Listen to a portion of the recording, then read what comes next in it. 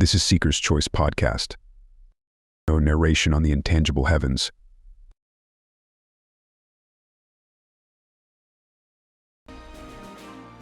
The heavens intangible.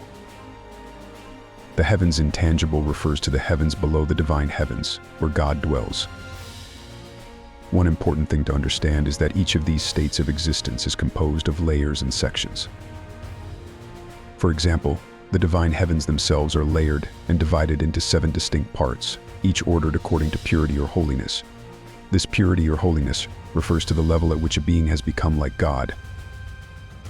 Among all beings, the purest is Christ, who is the direct image of God, a perfect replica and reference point for all to follow.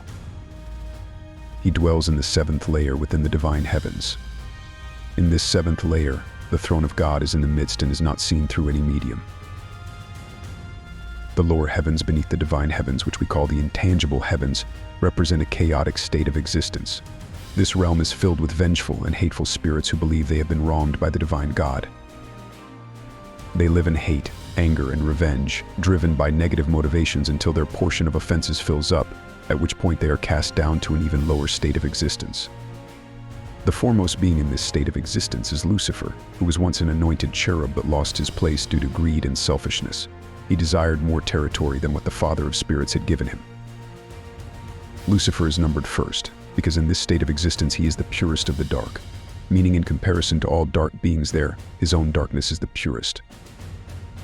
In his desperation, Lucifer attempted to seize territories reserved for other beings in the lower states of existence. Unaware that he was going against the divine God's plan, Lucifer's scheme ultimately failed. As a result, he lost his place in the divine heavens and was cast down into the intangible heavens. Confused and frustrated by his loss, Lucifer tried to recreate a semblance of the divine heavens to fill the void of what he had lost.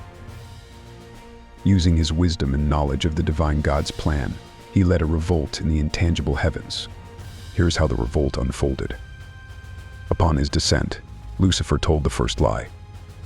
He convinced every being in the intangible state of existence that he had the authority to set everything in its proper place, and he unveiled his plan before them. Since most of the lower creatures had never experienced the divine God, many followed Lucifer. They ascended to the sides of the north, a vast patch of space intended to be the New Jerusalem.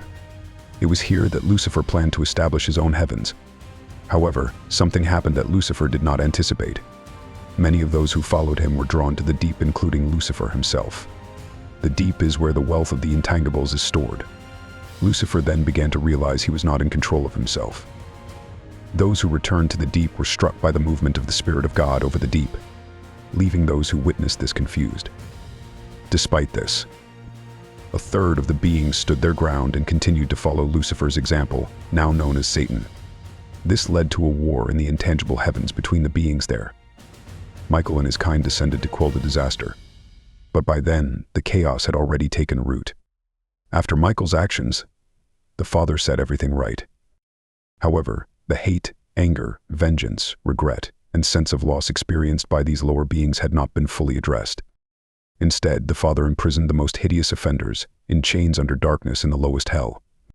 He segregated the other wrongdoers by taking away their place, thus they became roamers, while he allowed those who remained neutral to keep their place. Stay connected to our page for more on this.